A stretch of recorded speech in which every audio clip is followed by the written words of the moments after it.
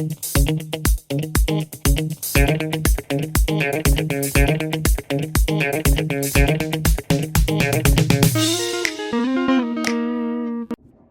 there, it's me again. So you all probably recognize the plant that's behind me, right? So the question today is, what will happen if I touch it? Although that one is too easy, right? So let's look at another question that might be a little bit more interesting.